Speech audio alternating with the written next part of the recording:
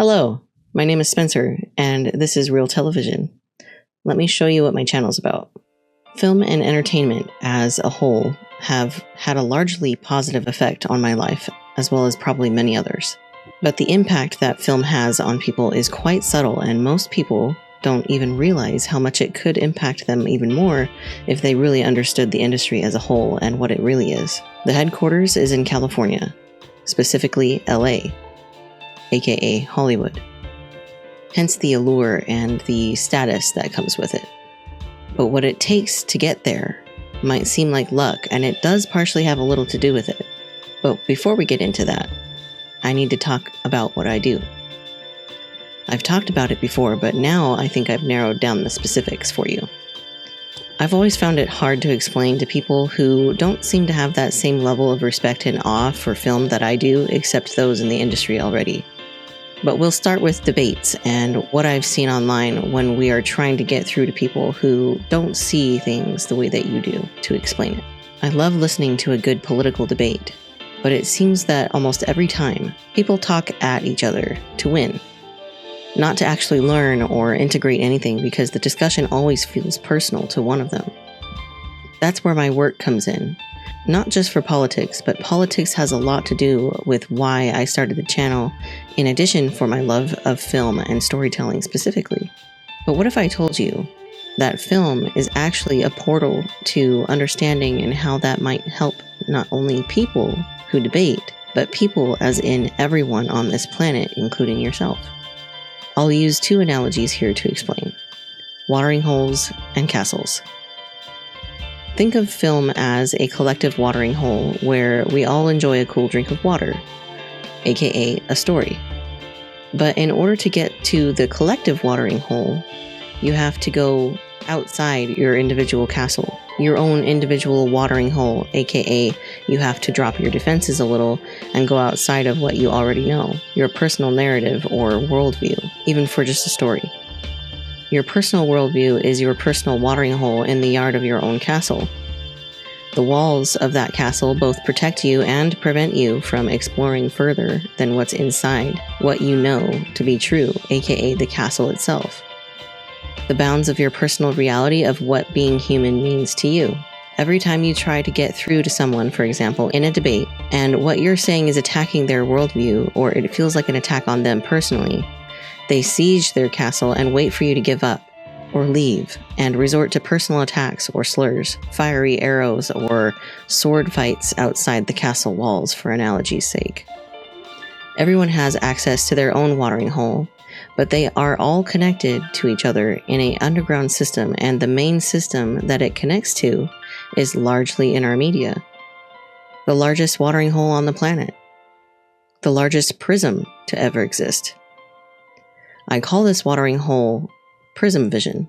A simple turn of the prism gives you a different form of light, or in this case, a different form of being human and what that might look like. Different directions, colors, and intensities of light, and the dark that exists between them.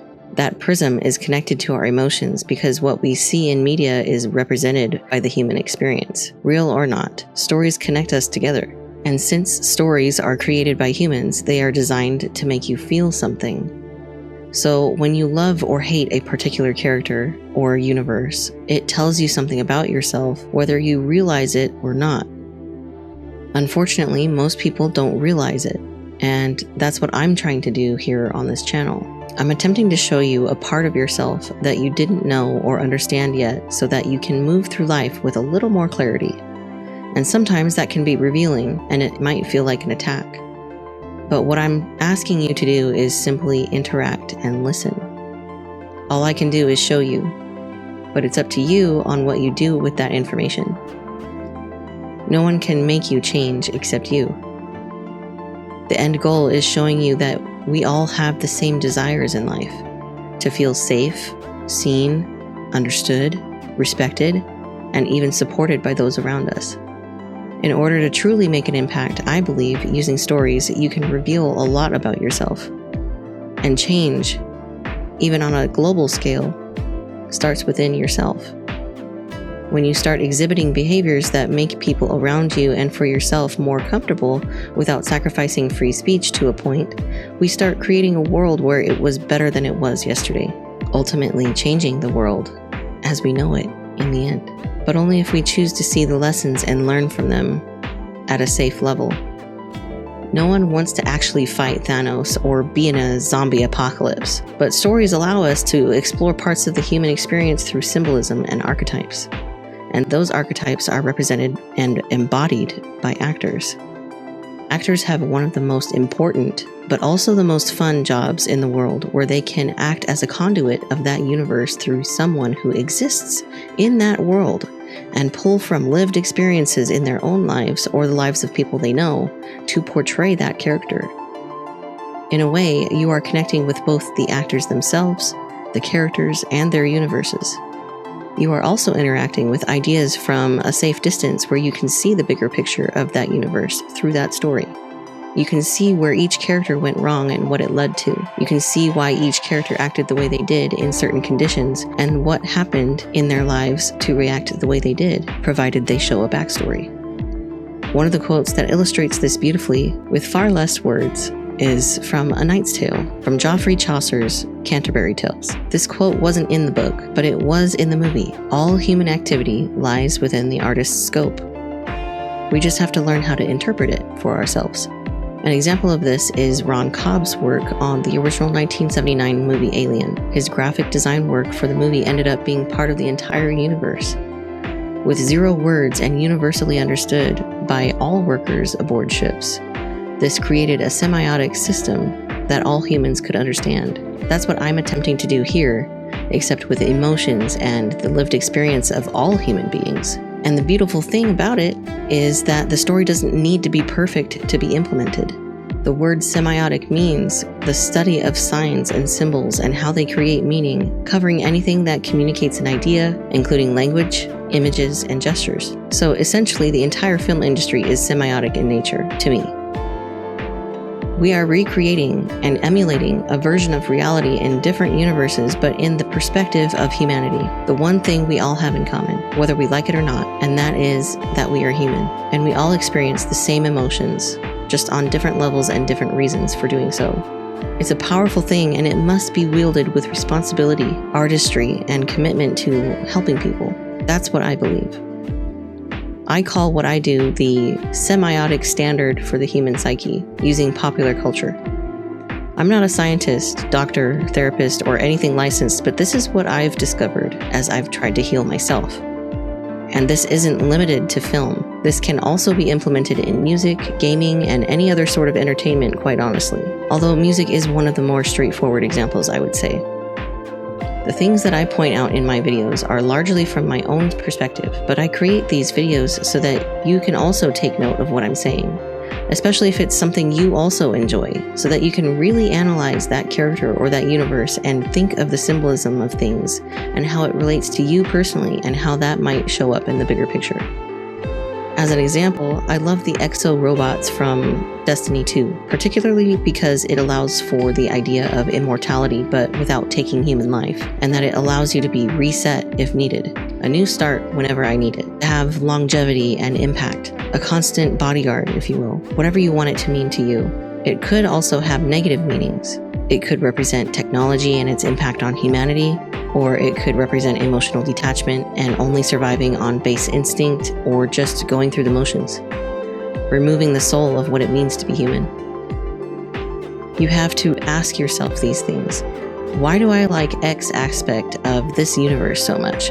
What does it remind me of in regard to experiences I've had in my own life? Questions like that.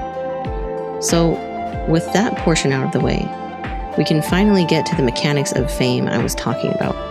It relates to what I was talking about before because we all desire fame, but none of us truly know what it takes to get there. We know the components, but we haven't engineered them in the right way to the level we need them to be at for ourselves.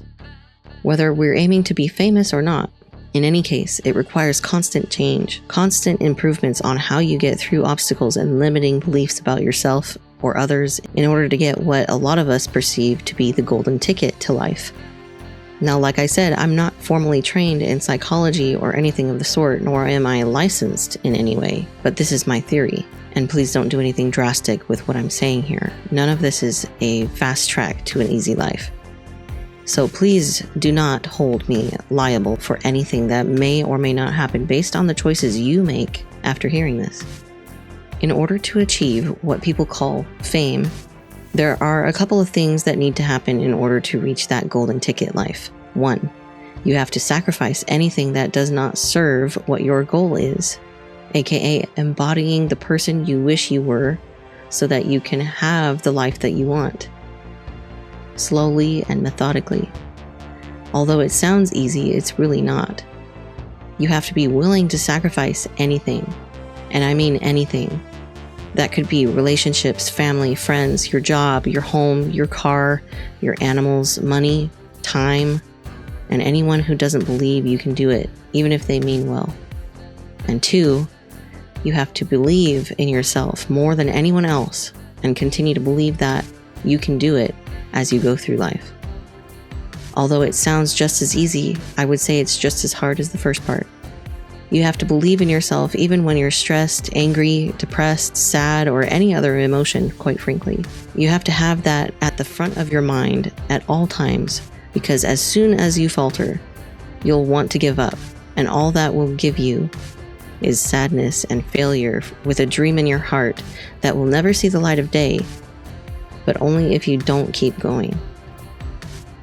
With those points in mind, the formula for this is embodiment over stability equals the golden ticket.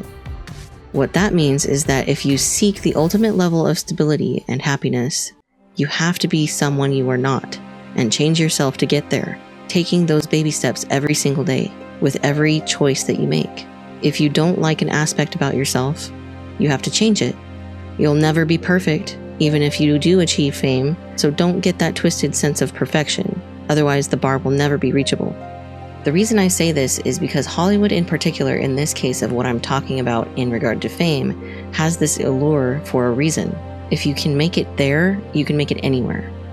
That allure, though, as intangible as it may seem, is actually the allure of human connection, stability, and being seen at the highest possible level, which is why everyone wants it. But you also have to accept help when you need it. And Hollywood and fame requires that you see it as it is, the central hub of connection, authenticity, and being seen as you truly are, both good and bad, a major point in a grid. There has been stories where people have gotten help from someone and then rose to stardom. I remember one of them started for free as a teen peeling potatoes at the back of a restaurant, and now he's known as Bobby Flay. He had that divine intervention moment of finding someone who really believed in him and supported him all the way while he was following his dreams. It could be harder though. You could work endless hours on your own for years without any introspection or help, saving what you can and being as frugal as possible, and only make it after years and years of hard labor or dead-end jobs, only to find that you don't want it anymore, burning yourself out. That's not always the case with this particular path, but more often than not, it seems to be that way. It requires authenticity, absolute truth, and belief in yourself, as well as being open to receive. In addition to talent or the willingness to learn how to act or edit or whatever you want to do in the industry. But most of us can only handle 1 or 2 of those aspects I mentioned before at most. The level or what you must be able to receive takes a toll if you aren't ready. Hollywood itself causes symptoms because of that level of recognition/receiving energy. It can cause anxiety, fear, depression, comparison, therefore stealing your joy, among other things.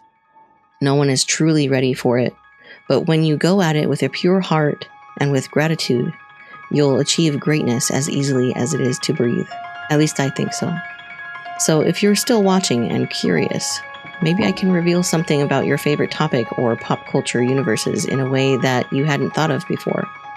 Provide you new perspectives or new insights that you can use and turn over in your mind. Even if you aren't wanting fame, you can still utilize this information to improve yourself and possibly your life. No spirituality required. That's just how I discovered all of this.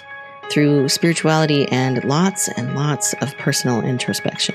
But don't take my word for it. Check out my content. I'm sure you'll find something that will speak to you. I do this for me, but I also do it for you too. No matter who you are, both for my own dreams and yours. There's an endless supply of stories and universes to explore, so why not do it together?